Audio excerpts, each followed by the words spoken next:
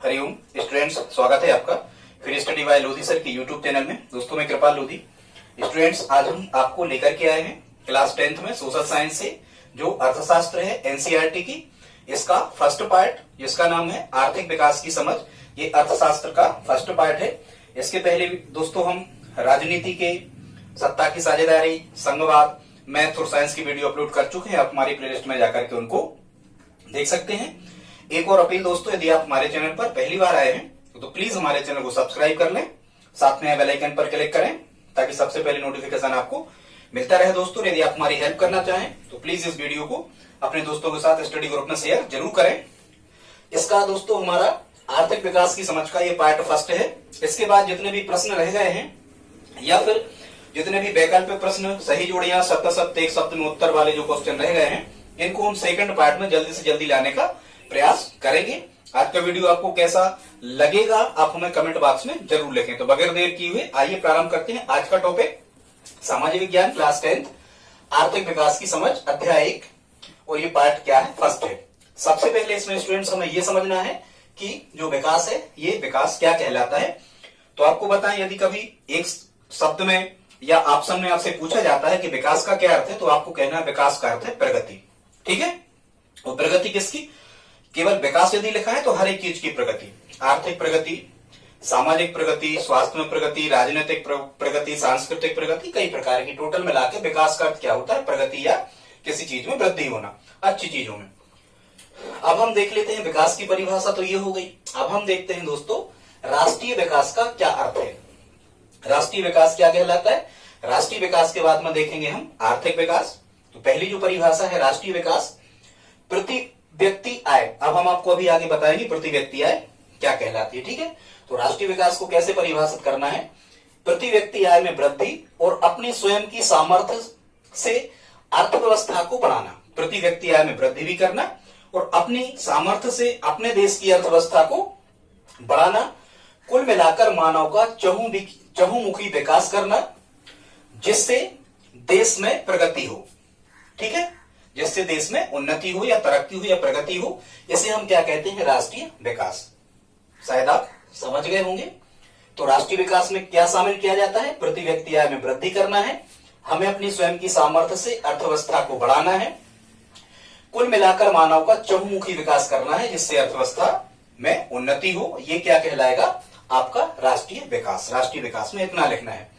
आगे देखते हैं दूसरा जो प्रश्न है ये है आर्थिक विकास का क्या अर्थ है।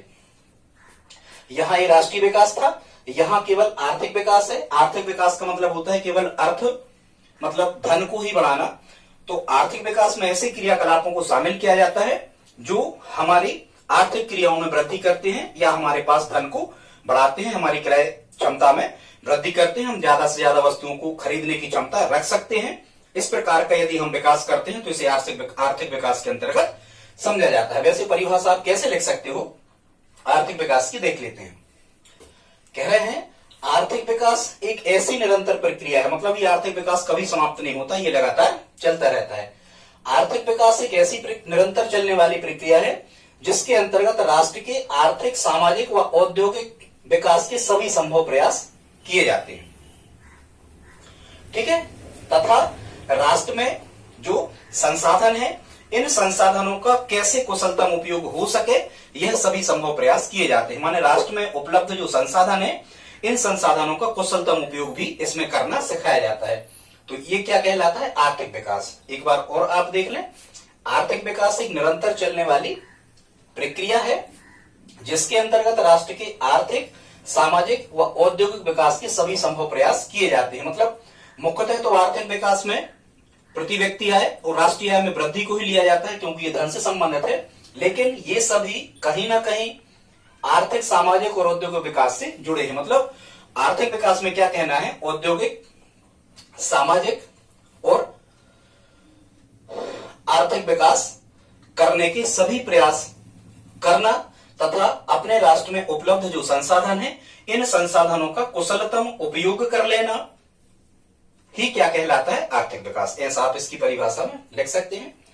प्रश्न क्रमांक 3 है स्टूडेंट्स, इसमें कह रहे हैं एक देश में 4 परिवार हैं, इन परिवारों की प्रति व्यक्ति आय, मतलब ये लिखा नहीं है स्पष्ट, इसमें क्या होना था इन परिवारों में से प्रत्येक की प्रति व्यक्ति आय 5,000 रुपया है। तो ये दिमाग आप ये लगाओ, लॉजिक है थोड़ा सा, 4 परिवार हैं और यदि 4 परिवारों में से प्रत्येक परिवार की प्रति व्यक्ति आय 5,000 है, तो चारों परिवार की कितनी हो गई? या तो 5,000 आप 4 बार जोड़ लो, ठीक है, या आप नहीं जोड़ रहे तो 5,000 में 4 का गुणा कर लो। मतलब हम ये कहेंगे कि चारों परिवार की जो प्रति व्यक्ति आय हो गई वो कितनी हो गई? 20,000 हो गई। 4 पंचे 20,000 हो गई। अब कह रहे हैं अगर इनमें से 3 परिवारों की आय क्रमशः, मतलब पहले परिवार की 4,000, दूसरे की 7,000 और तीसरे की 3,000 है, तो चौथे परिवार की प्रति व्यक्ति आय क्या है, ये हमें फाइंड करना है। बड़ी आसानी से आप इसको कैसे कर सकते हैं दोस्तों, 4 परिवार हैं तो टोटल आय कितनी हो गई? 20,000। टोटल कितनी हो गई? 4 परिवारों की, यदि एक परिवार की प्रति व्यक्ति आय 5,000 है तो 4 परिवारों की कितनी हो गई? 20,000। और अब आप इनको जोड़ो, 3 परिवारों की दी है, 4 और 7 11 और 3 14। इस 20,000 में से चौथे परिवार की यदि हमें प्रति व्यक्ति आय प्राप्त करना है तो चारों परिवार की जो 20,000 प्रति व्यक्ति आय थी, इसमें से इन 3 परिवारों की जो प्रति व्यक्ति आय है 14,000 रुपया हुई, इसको हम क्या कर देंगे? घटा देंगे। तो 20,000 में से जब हम 14,000 को घटा रहे होंगे स्टूडेंट्स, तो इसका आंसर कितना आ रहा होगा? 6,000 रुपया। मतलब चौथे परिवार की प्रति व्यक्ति आय क्या होगी? 6,000 रुपया। ठीक है, 20,000 में से 14,000 आपको माइनस कर देना है। ये भी प्रश्न आपसे परीक्षा में पूछे जाते हैं। अगला प्रश्न देख लेते हैं। चौथा कह रहे हैं मानव विकास रिपोर्ट में मानव विकास रिपोर्ट कौन प्रस्तुत करता है, या हम कहें मानव विकास सूचकांक, HDI कहलाते हैं दोस्तों। ये HDI ह्यूमन डेवलपमेंट इंडेक्स, मानव विकास सूचकांक की जो रिपोर्ट है ये कौन प्रस्तुत करता है, इसके मापदंड क्या है? तो यहां इसके आंसर में आपको क्या लिखना है?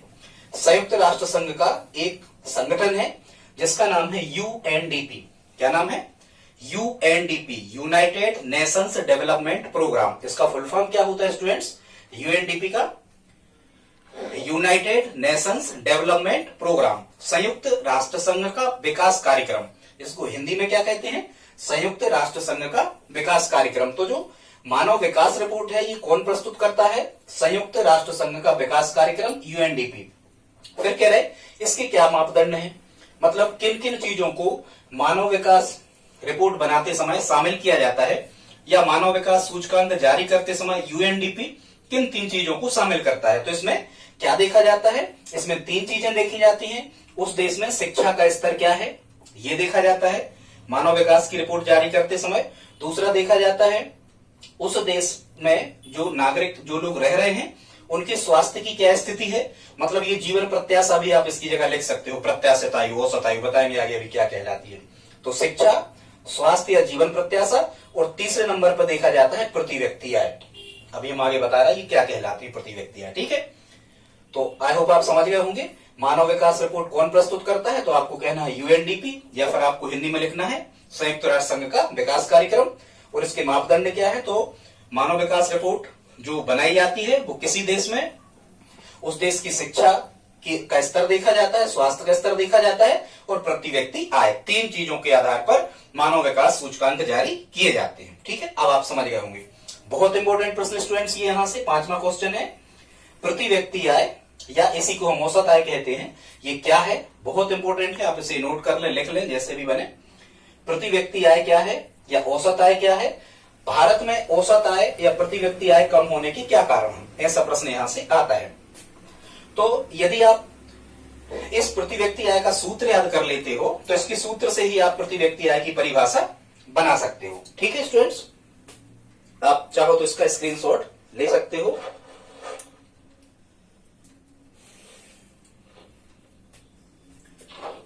ठीक है, क्या कह रहे हैं? गर्मी है।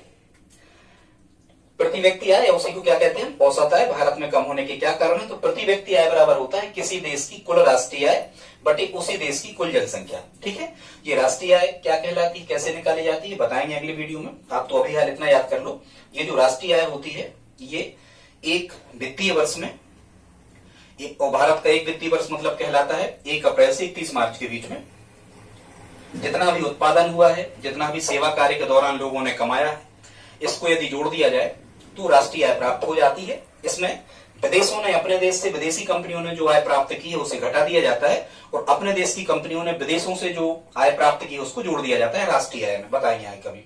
अभी हाल तो आप इतना याद रखो, प्रति व्यक्ति आय बराबर होता है किसी देश की कुल राष्ट्रीय आय बटे उसी देश की कुल जनसंख्या।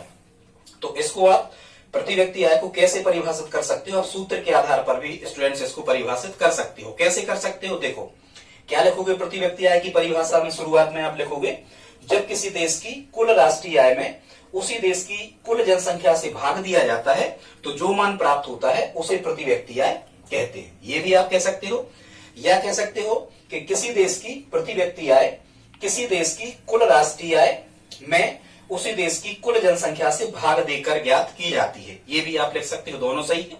लास्ट में आप लिख देना सूत्र के रूप में प्रति व्यक्ति आय बराबर किसी देश की कुल राष्ट्रीय आय बटे उसी देश की कुल जनसंख्या। समझ गए होंगे? एक बार और सुन लो, सरल परिभाषा सूत्र से ही बनाओ। जब किसी देश की कुल राष्ट्रीय आय में उसी देश की कुल जनसंख्या से भाग दे दिया जाता है तो जो मान प्राप्त होता है उसे प्रति व्यक्ति आय कहते हैं। एक चीज। अब दूसरा क्या कह रहे हैं? भारत में प्रति व्यक्ति आय कम होने के क्या कारण है? तो दो कारण हमने यहाँ पर बताए हैं, कई कारण हो सकते हैं। भारत में प्रति व्यक्ति आय कम होने के कारण एक तो जनसंख्या वृद्धि, भारत में लगातार जनसंख्या वृद्धि हो रही है, इसमें आय के साधन उतने अधिक नहीं बढ़ पा रहे हैं। ठीक है, जिस अनुपात में जनसंख्या बढ़ रही है उस अनुपात में रोजगार भी नहीं मिल पा रहा है, उद्योग धंधे नहीं लग पा रहे हैं, पूंजी का निर्माण नहीं हो पा रहा है। इस कारण से राष्ट्रीय आय एक प्रति व्यक्ति आय कम है। दूसरा, कृषि उत्पादन की अनिश्चितता। भारत की जो मानसूनी जलवायु है, अब भारत की जलवायु कैसी है? तो अपन आंसर में लिखते हैं भारत की जलवायु मानसूनी है। और मानसूनी जलवायु का मतलब क्या होता है कि यदि अच्छी बारिश हो गई, फसलों के अनुकूल जैसी फसलों को चाहिए है, यदि ऐसी बारिश हो गई तब तो कृषि का उत्पादन बहुत अच्छा होता है। यदि अच्छी बारिश नहीं हुई तो कृषि का उत्पादन अनिश्चित रह जाता है। तो एक कारण यह भी हो सकता है कृषि उत्पादन की अनिश्चितता। ठीक है, जनसंख्या वृद्धि होने से राष्ट्रीय प्रति व्यक्ति आय नहीं बढ़ पा रही, कृषि उत्पादन की अनिश्चितता होने से प्रति व्यक्ति आय नहीं बढ़ पा रही, भारत में बेरोजगारी बढ़ रही है, इस कारण से प्रति व्यक्ति आय नहीं बढ़ पा रही, भारत में पूंजी निर्माण की दर कम है, ये सब कारण आप लिख सकते हो, इसलिए प्रति व्यक्ति आय नहीं बढ़ पा रही।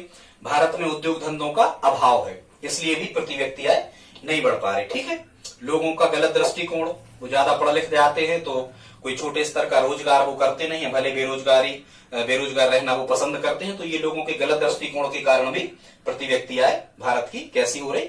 कम हो रही। ठीक है, और भी कई कारण हैं। भारत की निर्यातों पर अधिकता, अपने यहाँ से अपन आयात कम वस्तुओं का करते हैं, दूसरों देशों से वस्तुओं को बुलाते हैं अपने यहाँ।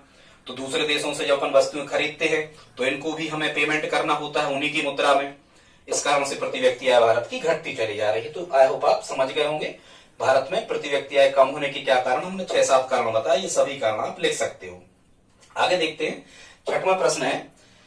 इसमें कह रहे हैं नवीकरणीय और गैर नवीकरणीय साधनों से क्या आशा है? स्टूडेंट्स यहाँ पूरा नहीं लिखा प्रश्न। नवीकरणीय ऊर्जा के साधन और गैर नवीकरणीय ऊर्जा के साधनों से क्या आशा है, ये हमें समझना है। तो जैसा कि इसके नाम से स्पष्ट है, यहाँ पर लिखा है नवीकरणीय। ठीक है, नवीकरणीय का मतलब होता है ऊर्जा के ऐसे साधन या ऊर्जा के ऐसे स्रोत जिनको हम चक्रण द्वारा पुनः प्राप्त कर सकते हैं। मतलब कुछ समय बाद ये स्वतः ही फिर से निर्मित हो जाते हैं, या जिनको हम ऊर्जा के ऐसे स्रोत जिनको हम चक्रण द्वारा पुनः प्राप्त कर सकते हैं, या ऊर्जा के ऐसे स्रोत जिनका निर्माण आसानी से एक चक्र द्वारा हो सकता है, इन्हें हम ऊर्जा के नवीकरणीय स्रोत कहते हैं। इनके अंतर्गत क्या क्या आ जाते हैं, कौन कौन से स्रोत आ जाते हैं? जैसे जल ऊर्जा, आपने देखा होगा कि जल चक्र एक निश्चित समय बाद बरसात होती है। ठीक है, तो जल ऊर्जा, जल हमें फिर से प्राप्त हो जाता है तो जल ऊर्जा नवीकरणीय स्रोत में आ जाएगी ऊर्जा के, इसका हम चक्रण द्वारा पुनः प्राप्त कर सकते। पवन ऊर्जा रेगुलर बह रही, ये फिर से प्राप्त हो जाती है। ठीक है, पवन ऊर्जा भी नवीकरणीय में आ जाएगी, जल ऊर्जा भी नवीकरणीय में आ जाएगी। सौर ऊर्जा, प्रत्येक 12 घंटे के बाद फिर से सूर्य निकल आता है तो सौर ऊर्जा फिर से हमें मिल जाती है, तो सौर ऊर्जा भी नवीकरणीय ऊर्जा में आ जाएगी। ठीक है, ज्वारी ऊर्जा, ज्वार भाटा भी एक निश्चित समय बाद आते रहते हैं। समुद्र के पानी का ऊपर उठकर आगे बढ़ना, ये कहलाता है ज्वार। और समुद्र के पानी का जैसे ही नीचे गिरेगा स्तर तो वो पीछे हटेगा, तो समुद्र के पानी का या जल का नीचे गिरकर पीछे हटना, ये कहलाता है भाटा। तो ज्वार और भाटा, ये इसे ज्वारी ऊर्जा कहते हैं। ज्वार भाटा आने की जो शक्ति होती है, इससे भी टरबाइन चला के विद्युत आदि पैदा की जाती है। तो हम कह सकते हैं ये सभी सौर ऊर्जा, जल ऊर्जा, ज्वारी ऊर्जा, पवन ऊर्जा, ये सब काय में आ जाते हैं? नवीकरणीय में। समझ गए आप? ठीक है, तो जिनका उत्पादन फिर से किया जा सके या चक्रण द्वारा जिनको पुनः प्राप्त किया जा सके, ऊर्जा के ऐसे संसाधन नवीकरणीय ऊर्जा संसाधनों में आ जाते हैं, इनके अंतर्गत आ जाते हैं। फिर यहाँ लिखा है गैर नवीकरणीय साधनों से क्या आशय है। तो स्टूडेंट्स यहाँ लिखा है गैर, गैर का मतलब ये है कि ऊर्जा के ऐसे संसाधन जिनको हम चक्रण द्वारा पुनः आसानी से प्राप्त नहीं कर सकते, इनके निर्माण में लाखों वर्षों का समय, करोड़ों वर्षों का समय लग जाता है।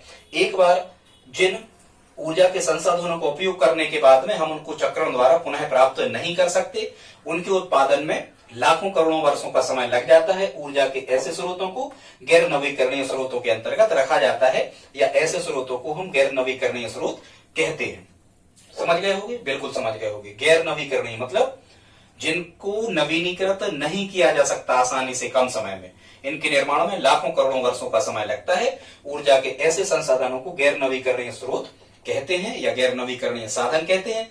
इनके एग्जाम्पल क्या है, इनके उदाहरण, इनके अंतर्गत कौन कौन से साधन आते हैं। तो जैसे कोयला है, पेट्रोलियम है, तो ये कोयला, खासकर कोयला और पेट्रोलियम। अब हमने पेट्रोलियम यदि कह दिया तो डीजल, पेट्रोल, ठीक है, कोल तार, ये सब पेट्रोलियम के अंतर्गत आ जाएंगे। तो मुख्यतः गैर नवीकरणीय में हमें लिखना है कोयला और पेट्रोलियम, इनके निर्माण में लाखों वर्षों का समय लग जाता है। तो ये कहलाते हैं क्या, गैर नवीकरणीय। आई होप आप समझ गए होंगे। इतना ही आपको इसमें नवीकरणीय और गैर नवीकरणीय की परिभाषा को मन से बनाते हुए लिख देना है। उनके दो दो एग्जाम्पल, उदाहरण भी हमें लिख देना है।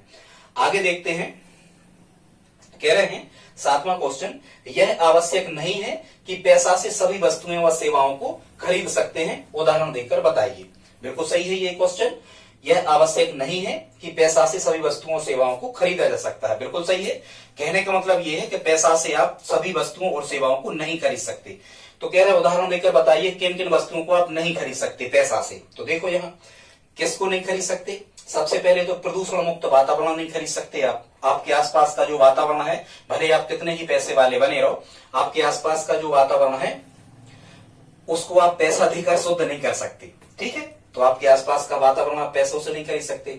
शांति व लोकतंत्र, जैसे अफगानिस्तान में लोकतंत्र बहाल था, अब लोकतंत्र बहाल नहीं है वहां, तो शांति व लोकतंत्र को भी आप पैसा से नहीं खरीद सकते। यदि आपके घर में अशांति है तो आप शांति को नहीं खरीद सकते। पैसा कितना भी रहे, आपके घर में शांति व्यवस्था नहीं आ सकती, ठीक है।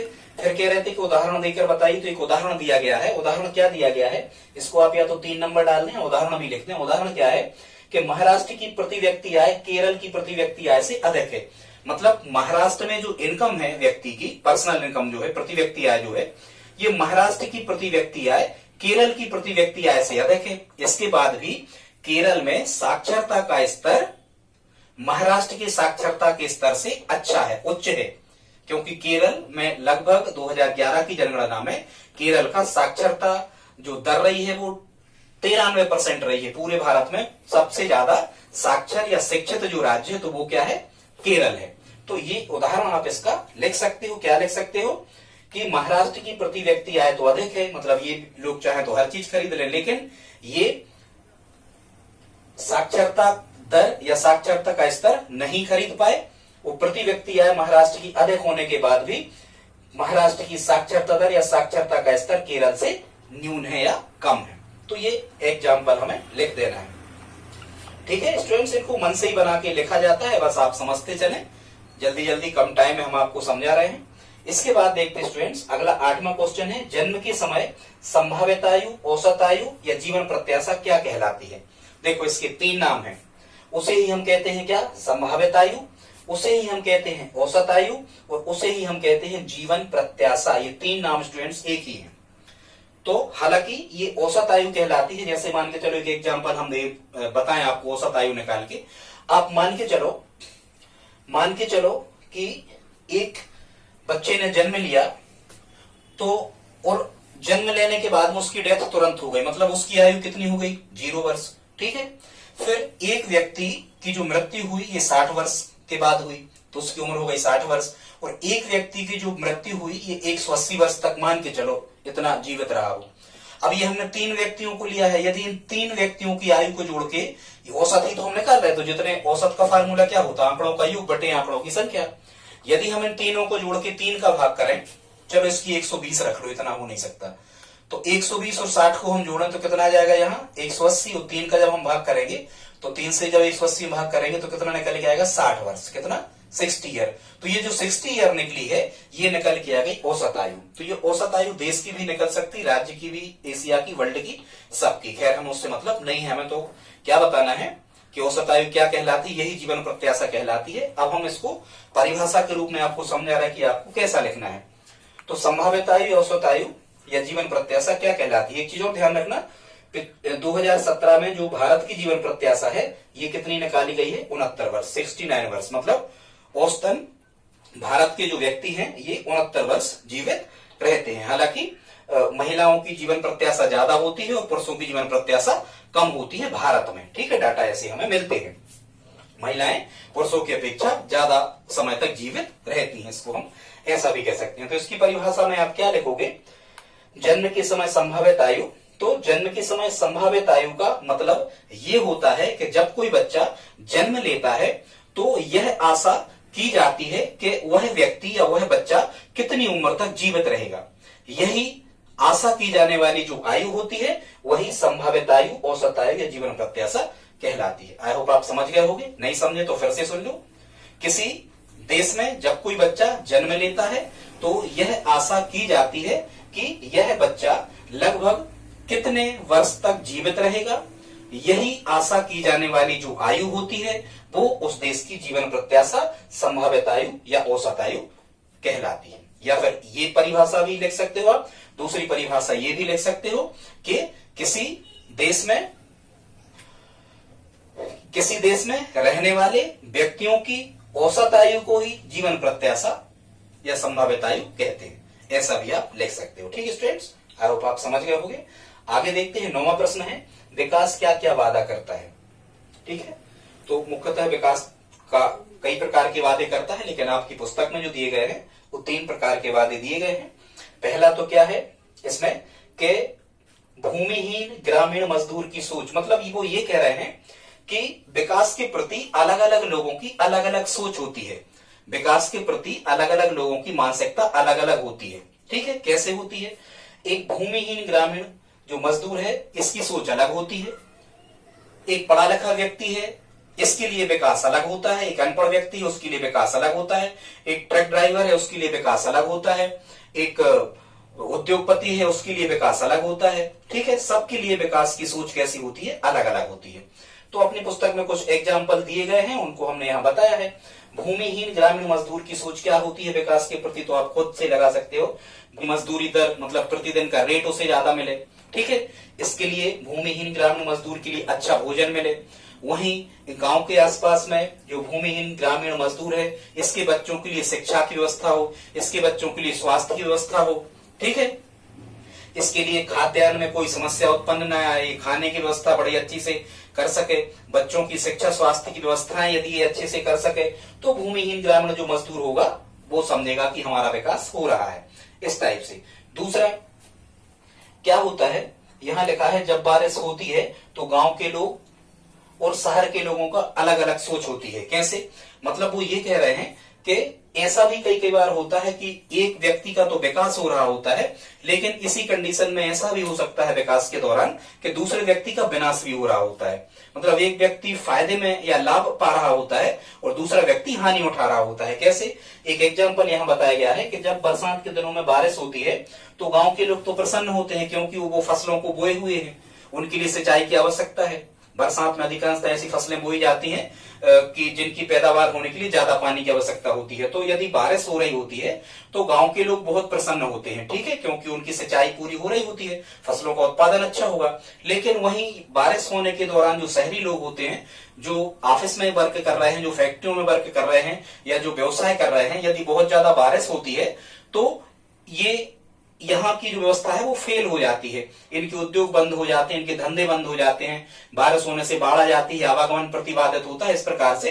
तो बात एक ही है, वही वो कह रहे थे कि किसी विकास एक ऐसी स्थिति होती है कि किसी को फायदा और किसी को नुकसान एक साथ हो सकता है। तो बिल्कुल वही एग्जाम्पल हमने दिया है कि बारिश होने से गांव के लोग प्रसन्न होते हैं और शहर के लोग दुखी होते हैं। बस सीधी सी बात ये है। ठीक है, और एक लाइन आप ये भी लिख सकते हो कि किसी का विकास किसी का विनाश भी हो सकता है। ठीक है, जैसे मानिए चलो बांध बनाना, अब कहीं बांध बनाया जा रहा है तो बांध में बहुत से जो किसान वर्ग होते हैं इनकी भूमि जो है वो डूब में आ जाती है, उनकी भूमि खत्म हो जाती है, उनके पास भूमि बचती नहीं है, सरकार अपने मनमाफिक मुआवजा दे देती है। ठीक है, खैर मनमाफिक तो नहीं देती, लेकिन उनको लगता है किसानों को कि कम मुआवजा मिल रहा है, इस प्रकार से। ठीक है, लेकिन यदि बांध बन रहे हैं तो जो उद्योगपति वगैरह हैं, जो जिनके उद्योग वगैरह लगे हुए हैं, लोगों को उस बांध का पानी मिलने लगता है, वहां बिजली बनने लगती है, उनको एनर्जी मिलने लगती है। ठीक है, तो ये लोग ज्यादा प्रसन्न होते हैं, जबकि किसान लोग बांध बनने से ज्यादा प्रसन्न नहीं होते हैं। कौन से? जिनके आसपास की जमीन डूब में चली गई। बाकी जिनकी डूब में नहीं गई वो प्रसन्न होते हैं, क्योंकि सिंचाई सुविधाओं का विस्तार हो जाता है। आप समझ रहे होंगे। अगला क्वेश्चन देखते हैं स्टूडेंट्स, प्रश्न क्रमांक 10। बहुत अच्छा प्रश्न है और इंपॉर्टेंट प्रश्न है। यहाँ से बिल्कुल ये प्रश्न आता ही है हर बार, तिमाही, 6 माही, फाइनल एग्जाम में ये प्रश्न आएगा ही। वो प्रश्न क्या है? संपोषणीय विकास या सतत विकास क्या है, इसकी विशेषताएं और उद्देश्य क्या है। ठीक है, क्या समझना है आपको? सतत विकास या संपोषणीय विकास क्या है? ये एक ही नाम है। तो इसकी पहले हम परिभाषा देख लेते हैं। बिना पर्यावरण को नुकसान पहुंचाए संसाधनों का दोहन करना क्या कहलाता है? सतत विकास या संपोषणीय विकास। मतलब आपको संसाधनों का दोहन वर्तमान समय में इस प्रकार से करना है ताकि पर्यावरण को नुकसान भी ना हो और आने वाली हमारी जो पीढ़ी है, भावी पीढ़ी मतलब हमारे जो बच्चे हैं, उनके बच्चे होंगे, उनके लिए संसाधनों को हम बचा के रखें। उनके लिए भी संसाधनों की आवश्यकता होगी, उनके लिए भी हम संसाधनों को सुरक्षित रख सकें। इस प्रकार से विकास यदि हम कर रहे हैं तो इस प्रकार का विकास किया जाना क्या कहलाता है? सतत या संपोषणीय विकास। समझ गए? सतत या संपोषणीय विकास में क्या लिखना है कि हमें प्राकृतिक संसाधनों का दोहन इस प्रकार से करना है, जैसे कोयला और पेट्रोलियम वगैरह या ऊर्जा के जितने भी संसाधन हैं, हमें इनका उपयोग या दोहन इस प्रकार से करना है ताकि एक बात पर्यावरण को नुकसान ना। तो स्टूडेंट्स, हम ये कह रहे थे कि संपोषणीय विकास और सतत विकास को एक बार और देख लेते हैं। ठीक है, क्या कह रहे हैं? बिना पर्यावरण को नुकसान पहुंचाए, मतलब पर्यावरण को नुकसान पहुंचाए बिना संसाधनों का दोहन करना।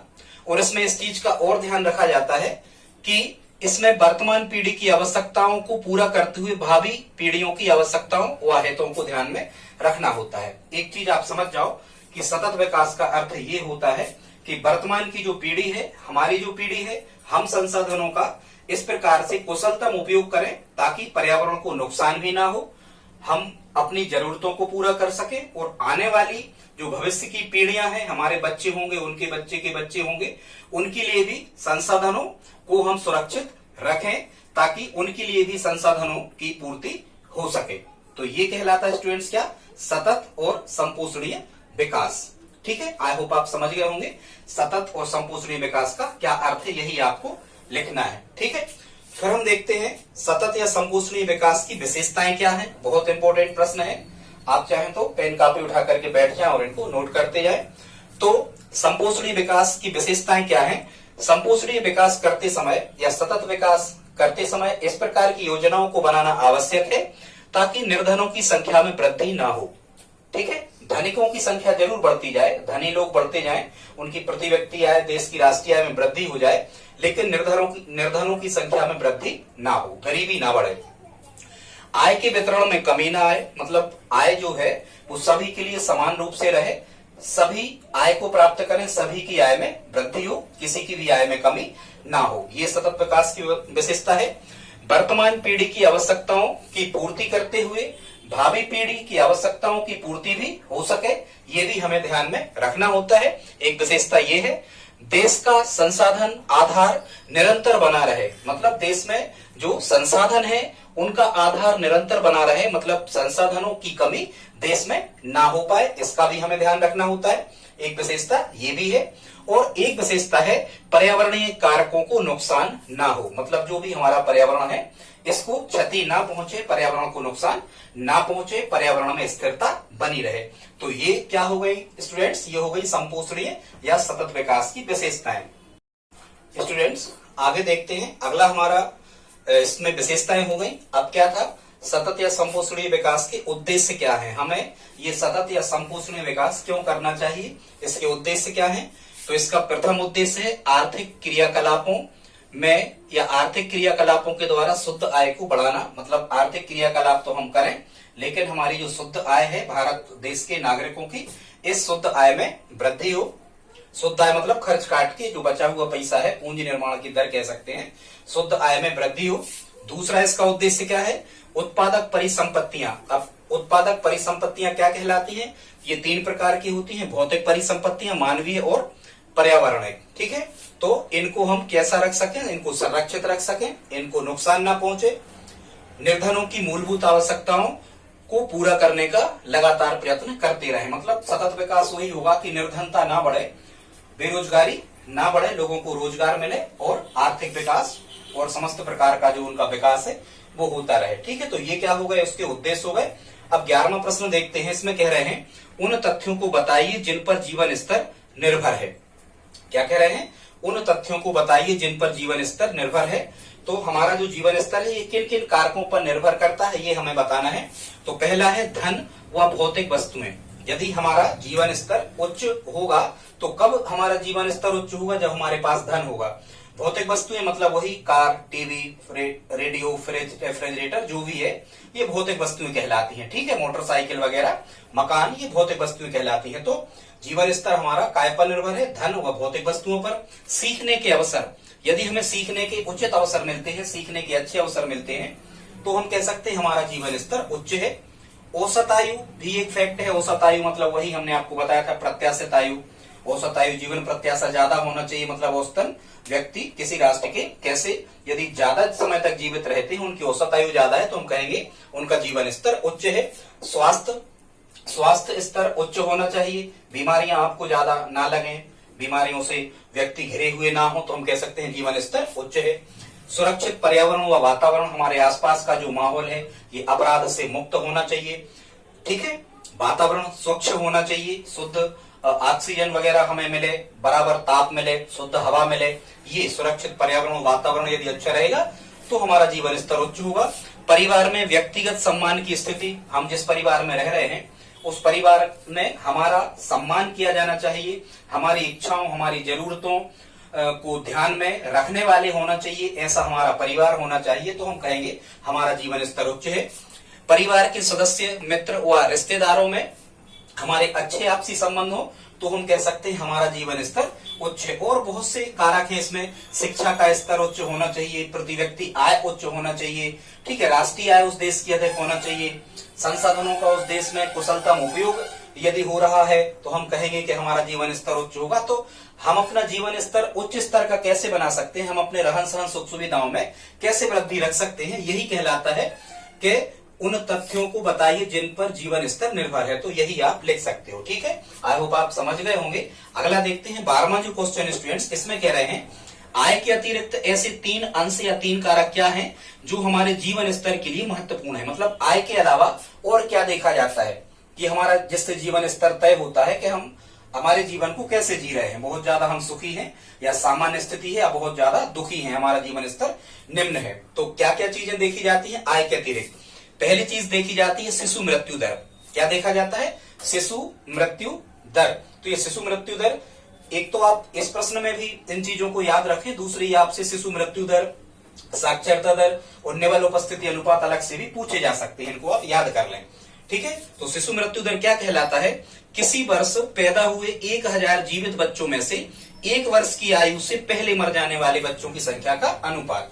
मतलब 1 वर्ष से पहले, ठीक है, 1 वर्ष से पहले मर जाने वाले जो बच्चे हैं इनका अनुपात हमें निकालना है, किससे, 1 वर्ष में पैदा हुए 1000 जीवित बच्चों में से। ठीक है, तो ये क्या कहलाता है, अनुपात शिशु मृत्यु दर। फिर से सुन लें, हालांकि सूत्र में ये पहले मर जाने वाले बच्चों का अनुपात ये कहां आएगा, नीचे आएगा। ठीक है, तो क्या कहेंगे हम, किसी वर्ष पैदा हुए 1000 जीवित बच्चों में से 1 वर्ष की आयु से पहले मर जाने वाले बच्चों का अनुपात। ठीक है, ये हालांकि देख लेना सूत्र में ये नीचे नहीं आएगा, ये कहां आएगा, ऊपर ही आएगा। मतलब 1 वर्ष की आयु से पहले मर जाने वाले बच्चों की संख्या बटे 1000 जीवित बच्चों की संख्या। ठीक है, समझ गए होंगे आप।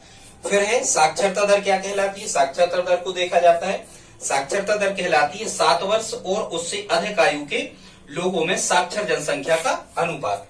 मतलब साक्षर जनसंख्या कितनी है, वो बटे में जाएगा 7 वर्ष या उससे अधिक के आयु की लोगों की संख्या, ये कहलाती है साक्षरता दर। वैसे साक्षरता दर क्या कहलाती है, 7 वर्ष या उससे अधिक के जो व्यक्ति होते हैं वो संविधान की 8वें अनुसूची में वर्णित 22 भाषाओं में से यदि किसी एक भाषा को पढ़ और लिख लेते हैं तो वो साक्षर कहलाते हैं। लेकिन साक्षरता दर की परिभाषा ऐसे दी जाती है, 7 वर्ष और उससे अधिक आयु के लोगों में साक्षर जनसंख्या का अनुपात साक्षरता दर कहलाता है। तो जीवन स्तर में दूसरी चीज ये देखी जाती है। तीसरा है निवल उपस्थिति अनुपात। अब ये निवल मतलब ये बच्चों से संबंधित है। निवल उपस्थिति अनुपात क्या कहलाता है? 14 तथा 15 वर्ष की आयु के स्कूल जाने वाले कुल बच्चों का उस आयु वर्ग के बच्चों के साथ प्रतिशत, मतलब 14 और 15 वर्ष के जितने भी बच्चे हैं उन बच्चों में से 14-15 वर्ष की आयु के कितने बच्चे स्कूल में जा रहे हैं, प्रवेश ले रहे हैं, उनकी संख्या क्या कहलाती है? निवल उपस्थिति अनुपात। ठीक है दोस्तों, इसके बाद हम देखते हैं आज का लास्ट क्वेश्चन है, 13वां प्रश्न है।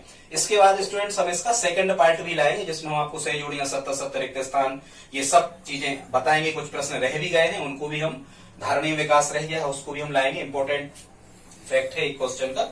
तो 13वां प्रश्न है, भारत के लोगों द्वारा ऊर्जा के किन स्रोतों का उपयोग किया जाता है? तो वर्तमान समय में भारत के लोगों द्वारा ऊर्जा के किन स्रोतों का उपयोग किया जाता है? तो वर्तमान समय में लकड़ी का उपयोग होता है, ग्रामीण क्षेत्रों में गोबर के कंडे का उपयोग होता है। ठीक है, हम कहें एलपीजी लिक्विड पेट्रोलियम गैस, जो तरल पेट्रोलियम गैस है, इसका भी उपयोग होता है।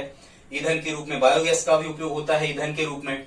ठीक है, तो इन चीजों का उपयोग वर्तमान में भारत में किया जाता है। ठीक है, और भी किया जाता है, कोयला का उपयोग भी किया जाता है, डीजल, मिट्टी का तेल, पेट्रोल का उपयोग भी किया जाता है ईंधन के रूप में। तो इसमें आपको यही लिखना है कि भारत के लोगों द्वारा ऊर्जा के किन स्रोतों का उपयोग किया जाता है। ठीक है, सौर ऊर्जा का भी उपयोग होता है, जल ऊर्जा का, पवन ऊर्जा का, इन सब के उपयोग भारत में किए जाते हैं। गोबर के कंडे, लकड़ी, ये सब लिख सकते हो, एलपीजी गैस, इनका उपयोग वर्तमान में किया जाता है। फिर क्या कह रहे हैं, अब से 50 वर्ष पश्चात क्या संभावनाएं हैं? मतलब ये है कि अब से, हम 2021 की चर्चा कर रहे हैं, अब से 50 वर्ष बाद जो ईंधन की क्या संभावनाएं हैं, मतलब लोग किस प्रकार के ईंधन का उपयोग करेंगे। तो अब से 50 वर्ष बाद स्टूडेंट्स, जब लगभग अपने यहाँ पृथ्वी से कोयला और पेट्रोलियम लगभग समाप्ति की ओर होंगे, खैर अभी तो समाप्ति की ओर नहीं होंगे लेकिन कम हो जाएंगे यदि इसी गति से उनका दोहन चलता रहा, ऊर्जा की बर्बादी चलती रही, तो फिर कौन कौन से संसाधन ईंधन के रूप में उपयोग में आएंगे? तो वही जल ऊर्जा का उपयोग होगा जो नवीनीकृत संसाधन कहलाते हैं, पवन ऊर्जा का उपयोग होगा जिसको वायु ऊर्जा या पवन ऊर्जा कहते हैं, जल ऊर्जा, सौर ऊर्जा का उपयोग होगा, हाइड्रोजन गैस का उपयोग होगा क्योंकि आपको पता है भविष्य का ईंधन ही कहते हैं हाइड्रोजन को। ठीक है, इसके अलावा न्यूक्लियर एनर्जी है, जो आणविक परमाणविक जो ऊर्जा है, इसका बहुत ज्यादा उपयोग आज के 50 साल बाद किया जाएगा। दोस्तों, यदि आज का वीडियो अच्छा लगा हो तो प्लीज आप लाइक तो कर ही दें। हमने 13 प्रश्नों के आंसर जितना भी संभव था जल्दी जल्दी में हमने आपको बताए। आप चाहें तो इसका एक स्क्रीनशॉट भी ले लें, कुछ क्वेश्चन के आंसर आपको यदि मिल जाए तो आप स्क्रीनशॉट इसका ले सकते हैं दोस्तों। और एक बात और स्टूडेंट्स, इसका पार्ट सेकंड हम जल्दी लाएंगे। यदि आज का वीडियो आपको अच्छा लगा हो तो प्लीज इस वीडियो पर आप कमेंट तो लिखें, या आप हमारे वीडियो में देख सकते हैं मैथ्स भी है, साइंस भी है, सोशल साइंस भी हम लगा रहे हैं। यदि आप हमारी हेल्प करना चाहें तो प्लीज इस वीडियो को अपने दोस्तों के साथ स्टडी ग्रुप में शेयर जरूर करें। मिलते हैं अगली वीडियो में, तब तक के लिए जय हिंद।